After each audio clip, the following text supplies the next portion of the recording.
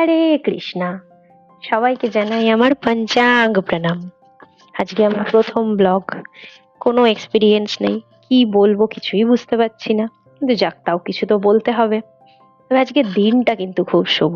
আজকে পদ্মিনী একাদশী, পুরুষোত্তম মাসের প্রথম একাদশী। তো মঙ্গলবার, খুবই ভালো একটা দিন। তবে এই ভিডিওটা আজকের নয়, ভিডিওটা প্রায় 15-20 দিন আগে আমি একবার মন্দির থেকে ফেরার পথে বিকেলবেলা ঘুরতে গেছিলাম বার্সেলোনা বিচের কাছে। তো সেখানে তখন এই জায়গাটা আমার খুব সুন্দর লেগেছিল, তো আমি ভিডিও বানিয়েছিলাম।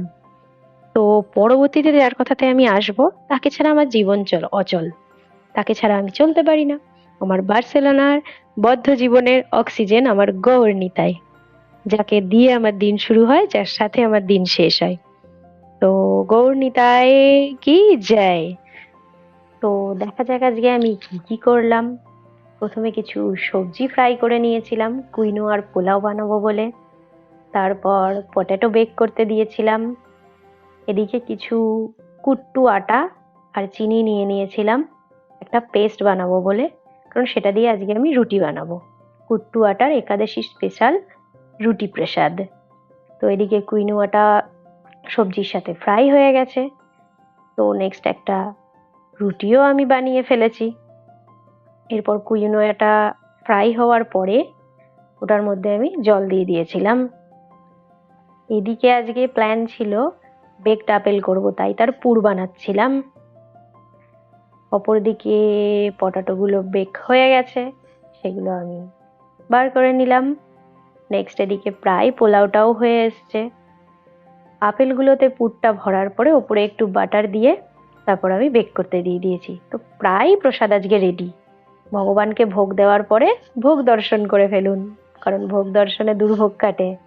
শ্রী একাদশী মহাপ্রসাদ কি যায়। এরপর একটু প্রসাদ পেয়ে রেস্ট নিয়ে নিয়েছিলাম। তারপরে আমার ছিল ভাগবতম ক্লাস, ভক্তি বৈভব ক্লাস ছিল, তো সেটা এরপর অ্যাটেন্ড করে তারপর আমি রাতের প্রসাদের প্রস্তুতি নিচ্ছিলাম। কারণ খুব তাড়াতাড়ি আমার মন্দির যাওয়ার ছিল, তো মন্দির থেকে ফিরে আসার সময় পেতাম না। তো এখানে আমি একটু গাজর, বাঁধাকপি সব চপ করে নিয়েছিলাম। তারপরে একটু সিঙ্গারা আটা আর কুট্টু আটা মিক্স করে একটা পেস্ট মতো বানিয়ে নিয়েছিলাম, তেলে ফ্রাই করে পকোড়া বানাবো বলে। তো এখানে প্রায় তেলটা গরম হয়ে এসেছিল। আর একাদশীতে এই পকোড়াটা আমার খুব ভালো লাগে। আমি মাঝে মধ্যে এই পকোড়াটা বানাই। দুপুরের পোলাওটা ছিল, সেই পোলাওটার সাথেই পকোড়াটা খাওয়া হয়েছে। তো এরপরে মন্দির জন্য বেরিয়ে পড়ি আমি। মন্দিরটা আমার ঘরের থেকে খুবই কাছে, প্রায় 2-3 মিনিটের জাস্ট হাঁটা পথ, বেশিক্ষণ সময় লাগে না। তো হাঁটতে হাঁটতে প্রায় আমি মন্দিরের কাছে পৌঁছে গেছি। আর এটা হলো মন্দিরের ব্যাক সাইডের এন্ট্রান্স। আমার ঘরের থেকে এই এন্ট্রান্সটা কাছে পড়ে বলে আমি এদিক দিয়েই যাতায়াত করি। সামনের দিকেও আরেকটা রাস্তা আছে, সেটা একটু ঘুর পড়ে। তো আজকে তো ঢুকে দেখি তাড়াতাড়ি করে যে কীর্তন শুরু হয়ে গেছে, তো আমি হুটোপাটা করে ঢুকে পড়ি।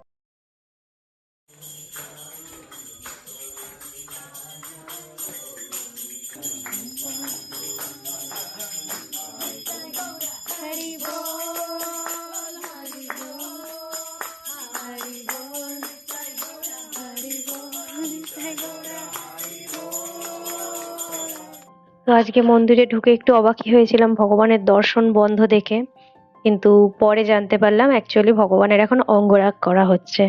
তো 3-4 দিন ভগবান আমাদের দর্শন দেবেন না নতুন রূপে, তারপর উনি আমাদের সেজে গুজে দর্শন দেবেন।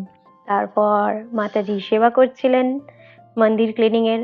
মাতাজির পরে নেক্সট আমি কিছু সেবা করেছি মন্দির ক্লিনিং এর। তো মন্দির ক্লিনিং এর সেবাটা আমার মোস্ট ফেভারিট সেবা। তো এটা সেরে আসার পরে আমি আজকে মন্দিরের সামনের দরজা দিয়ে বেরিয়েছি, শুধুমাত্র প্লাজাটাকে আজকে দেখাবো বলে ভিডিওতে। এই প্লাজাটি অনেক পুরনো, প্রায় 1800 শতাব্দীর।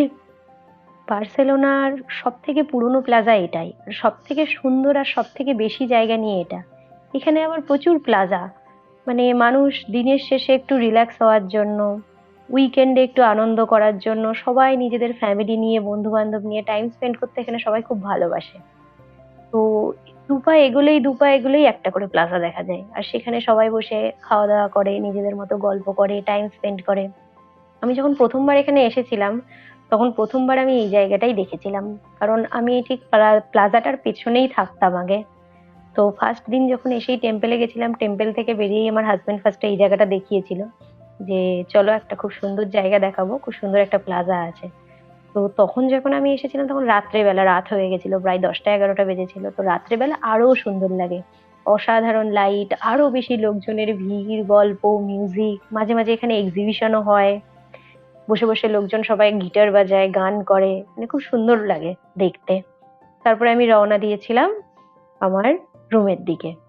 আমার রুমের দিকে যেতে গিয়ে এখানেও আবার আরেকটা প্লাজা পড়ে। এই প্লাজাটা ওই প্লাজাটার মতো অতটা খুব একটা বড় না, কিন্তু হ্যাঁ এটাও খুব সুন্দর, এখানেও লোকজন বসে, রাত রাত থাকে। আমি তো মাঝে মধ্যে যখন সকালবেলা মঙ্গল আরতিতে যাই, ইভেন আজকেও যখন যাচ্ছিলাম সকালবেলা দেখছি ভোর 5টার সময় লোকে তখন বসে আছে, সবাই গল্প করছে। তো এইভাবেই শেষ করলাম আজকের ভিডিওটা, কারণ প্রথম প্রথম তো একটু সময় লাগবে পুরোটাকে অ্যাডাপ্ট করতে, তাই খুব অল্প সময়ে সেরে ফেললাম। হরি বল, নিতাই গো প্রেমানন্দে, হরি হরি বল।